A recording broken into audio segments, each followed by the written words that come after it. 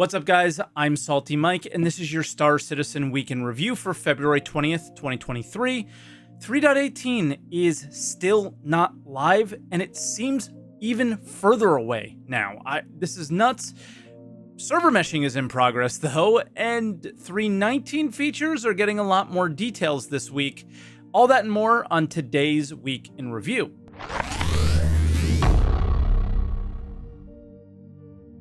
Now, I have something a little new today. I want to thank today's episode of Week in Review's sponsor, America's #1 meal kit, HelloFresh.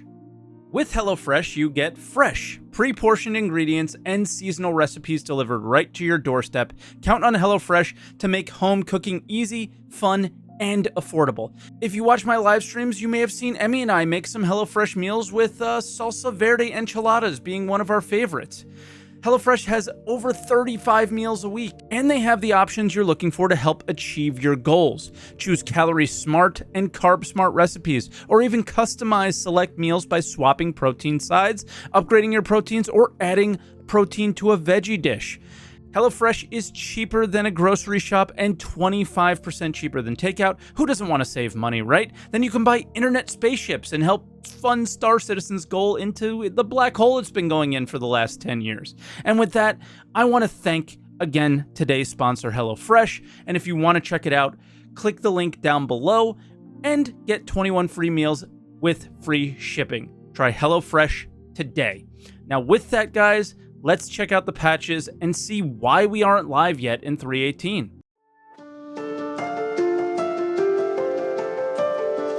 Now, we had two patches this week, the Monday patch and the Friday patch. For the Monday patch, there was an update, and it's kind of like a bug fix, but not really, and I really hope this one works. Essentially, we're going to load in properly the place that we're supposed to be in before we load in, so we won't fall through it. That's basically been happening since 2.0 for us.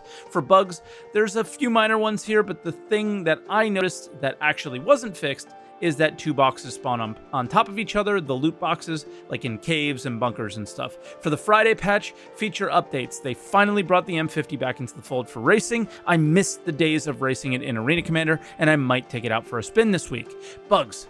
Well, let's look at this list. They went hard on this build. The main blockers to the live build are transit fixes. They are prioritizing these the most. We also had a hotfix on Saturday. Apparently this build is incredibly unstable, so there was a hotfix and it seemed to be much better than before, but I did play it today, which was Sunday, and it is not very stable in comparison to previous PTU patches, and that's the reference to, is 3.18 even further away than we think? How many crashes are they going to have to fix? How easy is it going to be? We just don't know, and that is actually quite concerning.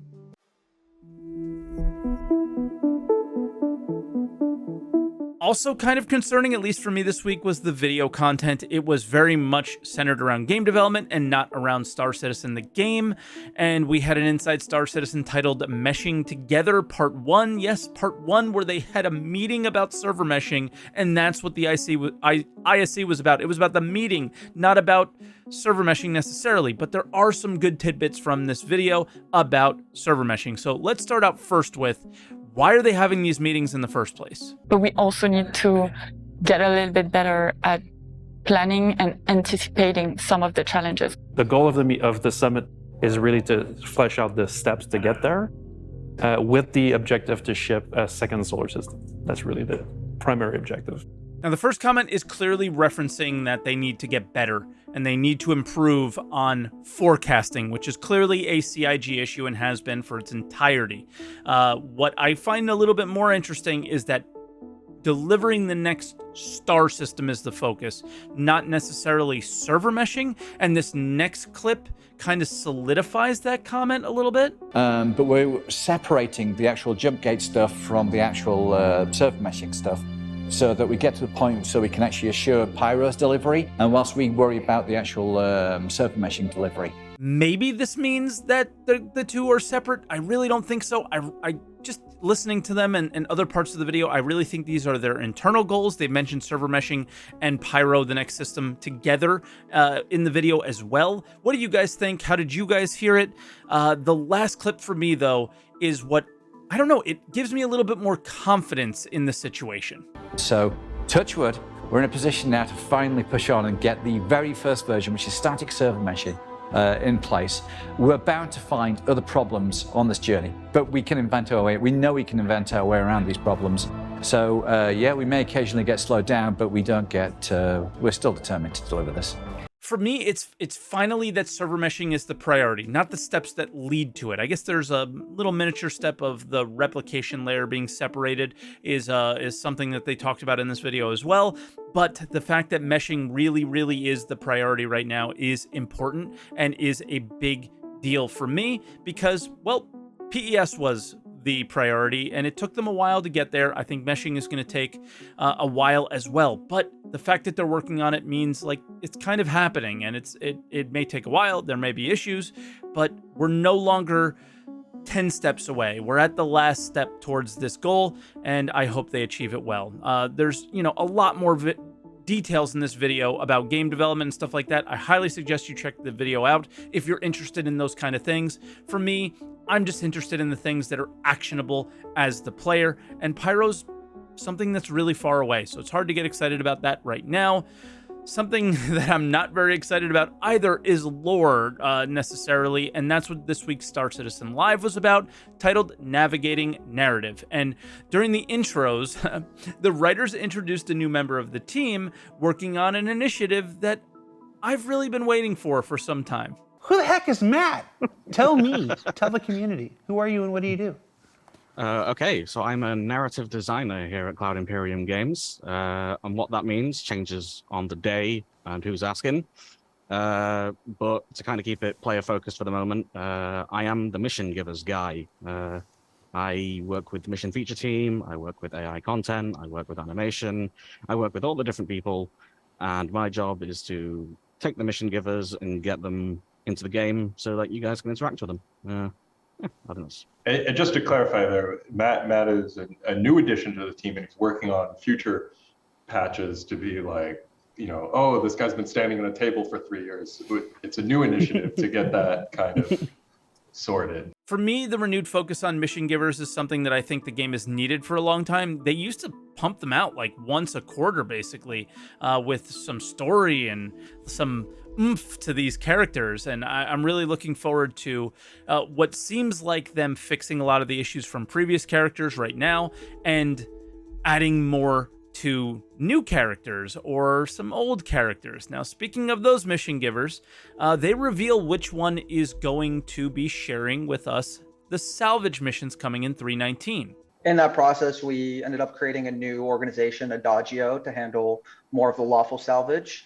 And when we were figuring out new opportunities, we assigned the new mission giver salvage mission to Clovis Darnley, who will be handling that. And just kind of breaking down, I know when MFT was on here, they talked about the 3 different kinds of salvage missions that there are, but there's going to be more than just those 3 that we're kind of building and working towards. And hopefully salvage will continue to develop beyond that, just because it's a really fun gameplay loop and it has a ton of cool opportunities. I mean, just the introduction of the soft death mechanics, I think like this fundamentally changed things in the verse. And so seeing that supported with narrative, like mission content and procedural mission content, I think is really exciting to me.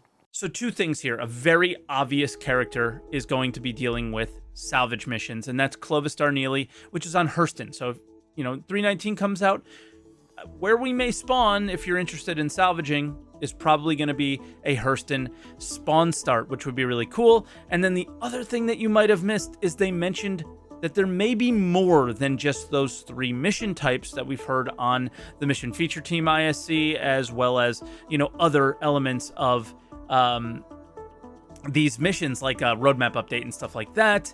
And next, they described what would draw a lawful player to Pyro, and I think it's a little interesting. What is the draw for the lawful characters that want to go there? I mean, one of the things we've been talking about a new org that would be kind of trying to instill law in Pyro, but there's also the bigger one would be a group that I sort of nicknamed the Survivors, which are sort of a neutral faction within it. That they're not outlaws or criminals.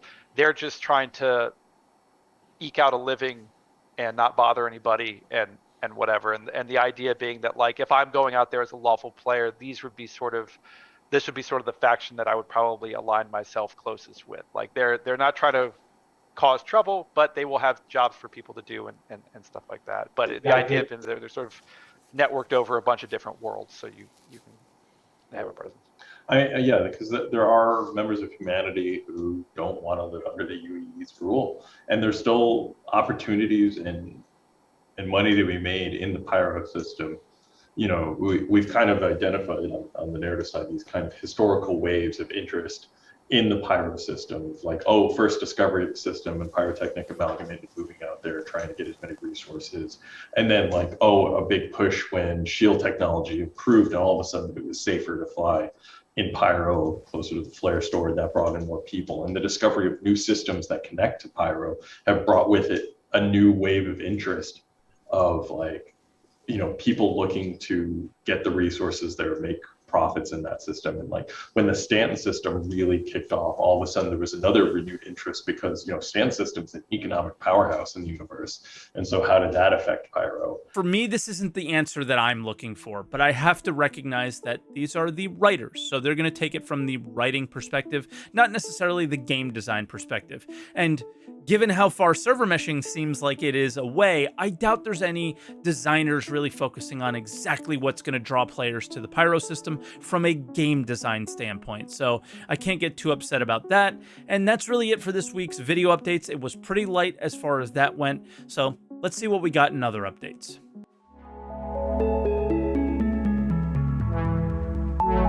As always, we get a sneak peek, and this week's sneak peek was a panel at a bunker, which looks like the new bunkers that we were seeing at CitizenCon last year. And I think there's a little bit of fooling going on here. The panel looks like it's somewhat functional. There's a NPC using it, but these panels, that at least the screens, are already being used at the current bunkers that we have. And yeah, I mean, I just think most of the game is dressing at this point, and props don't seem very functional. I do want to give CIG some credit, though.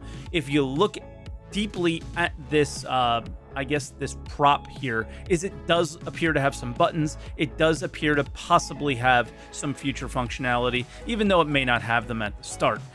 We did have a lore post this week, which, you know, we're going to be having those few and far between in the future on Clark Systems, which is that new red armor that people have been running around with a lot. You've probably seen that's from Clark Systems. Then we had a salvage guide that is, you know, kind of implying that they were looking to get this game out to live this week, and it just didn't happen, where it details exactly in written form how to salvage. I do have a video on this channel that'll tell you how to do that, so feel free to check that out if you guys haven't yet. And then finally, the Antares. We got a little bit more information on that from Twitter. It appears to have 2 seats from this picture. That's all we got. There was no caption, nothing, just a picture of 2 seats. I don't know what a Scorpius secondary pilot or co-pilot is going to do based on what we know. Are they just going to press the EMP button or press the QED button? There's a lot to be learned about in the coming days about what the ship can do and why the heck it exists. And with that said, guys, that is Week in Review. Thank you so much for watching this week. Make sure you hit the like button, subscribe, and yeah, comment down below. Let me know what you guys thought about the video. Let me know what you thought about any of the topics this week. And don't forget to check out HelloFresh down below and try that link and see if you like it. We love it here, and I think you guys will like it too. Thanks again for watching, and I'll catch you guys next week.